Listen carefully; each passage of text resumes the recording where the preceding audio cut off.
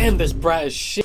Today I'm going to be telling you a story about how I completed the hardest horror game on Roblox. Now that is self-proclaimed, but that does not change the fact that 7 hours of my life went into this game. All of the stress I went through, the crash outs, the times when I literally wanted to give up. I give up.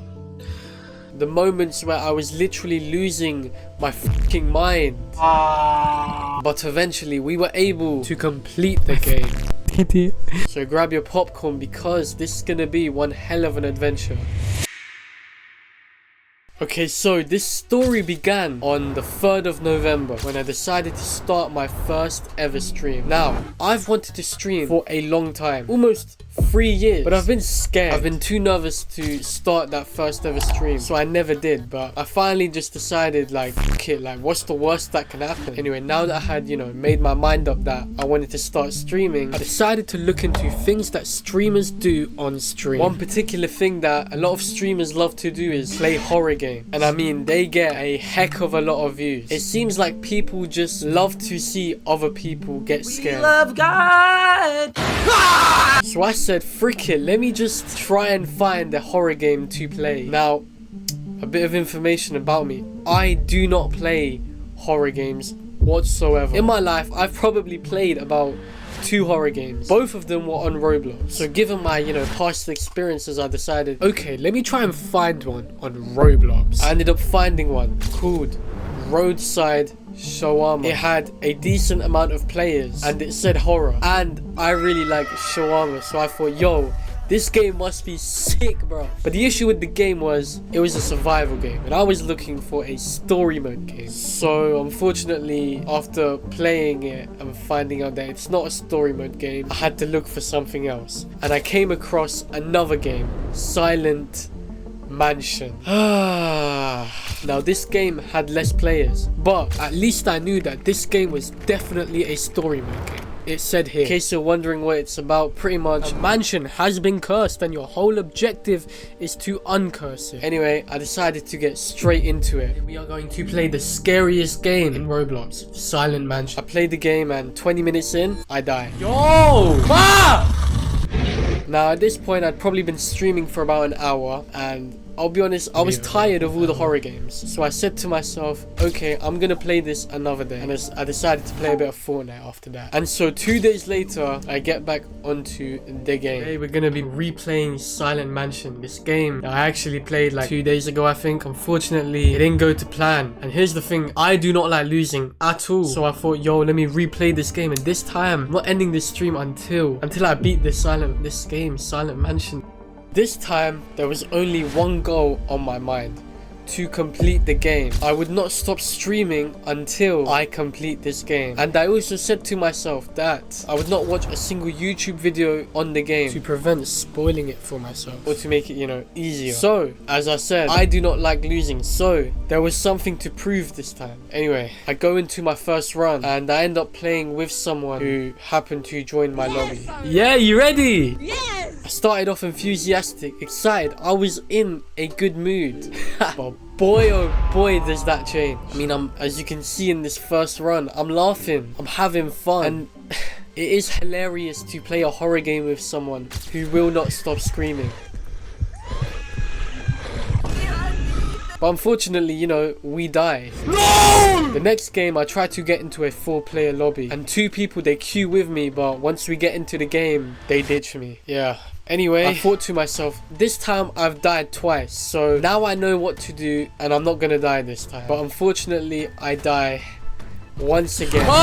And then once more. No! At this point in time, I've died 3 times today. 4 times in total. And each time I've died in the exact same position. The specific part in the game where you have to bring the ritual book to the ritual room. I just could not get past this one point. And with every single death, my spirit and morale was lowering, and the thought of giving up began to creep into my mind. So I decided to take a half-hour break to re-prepare myself, and I come back more focused and more dedicated and ready to complete the game. And so I think to myself, this is it.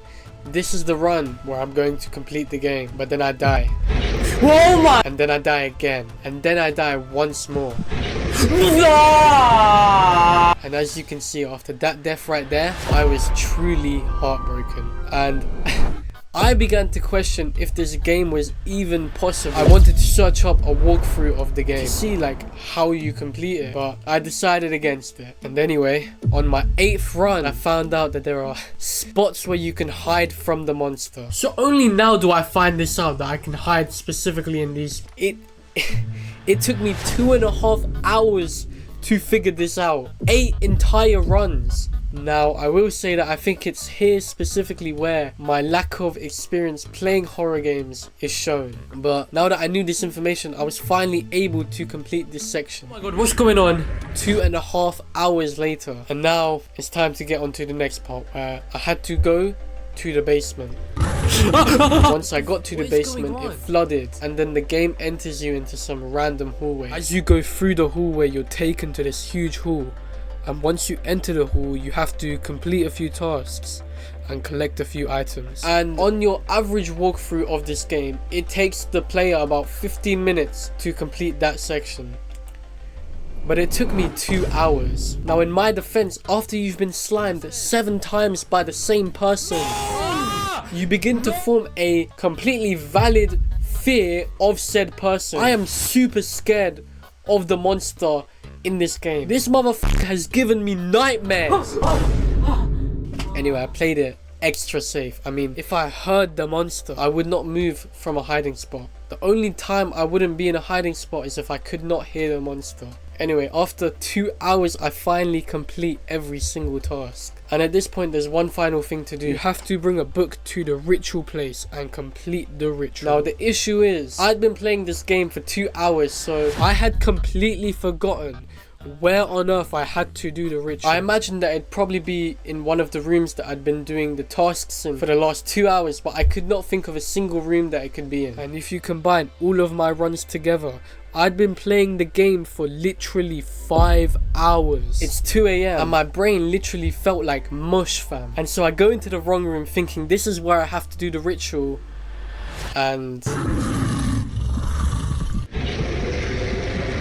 now, I mean, in this moment, I mean, you can see it in my face. I'm speechless. I've just spent 2.5 hours on this run just to die. I'm heartbroken. And at this point, I literally had decided that I was going to quit. Forget about completing this horror game. I don't give a shit anymore. Now, in this situation, despite being heartbroken, I'm still curious. Well, where did I have to place the book? Where was the ritual place? So, I know I said I wouldn't cheat, but in my defense, I was literally going to quit. So I end up going on YouTube and go onto a walkthrough. And when I see where I had to do the ritual, no, of course it was there. My face says it all. But once I saw that, I decided, you know what, let me just give this game one more go. So I re-entered the game, my last attempt. And the first section goes well.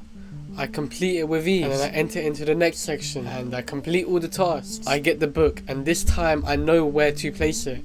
And so I bring it to the ritual place and I successfully do the ritual. Now I'm taken to the last section in the game, and this section I was truly bricking it. I mean, I did not want to die. It was like almost 3 AM. I could barely hold my eyes open. I just wanted to sleep, and I was playing it extra safe, and there were times when I was like, how on earth am I going to do this? This part in particular where I had to bring the book to the final ritual place, and in order to do that I had to enter into the mansion. It felt impossible because like the monster was literally guarding the entrance. Anytime I got close, he was there ready to get me if I literally moved any closer. But somehow, after playing it really slow and being patient, I was able to get into the mansion. I then was able to get to the final ritual place, and I complete the game. After 6 freaking hours, I complete the game. Look at that grin on my face. Anyway, they say when you do something difficult, that's when you learn the most about yourself. And I agree, I did learn quite a few things about myself playing this game. I learned how much I fucking hate horror games. I also realized while playing that while in game, I would have rather had done literally anything else. And so I asked myself, while playing, what would I rather had been doing? And the first and really only thought that came to my mind was, I wish I could be with my family right now. So this game somehow made me appreciate my family more, and result in me making the commitment to be more present when I am around with my family. So that's something, you know, I guess I'm grateful for. Maybe the game wasn't a complete waste of my time, and I mean, I'm making this video as well. Anyway, I hope you enjoyed the video, because I did not. Like and subscribe. If you have like any other suggestions for horror games I should play, type them in the comments. And if you're actually interested in watching the full walkthrough of me playing the game, the entire 7 hours, it's in these 2 live streams. The 6-hour one is just... Alright bro, that is genuinely enough yapping. Anyway, thank you for watching. I'm out. Peace. What the fuck was that?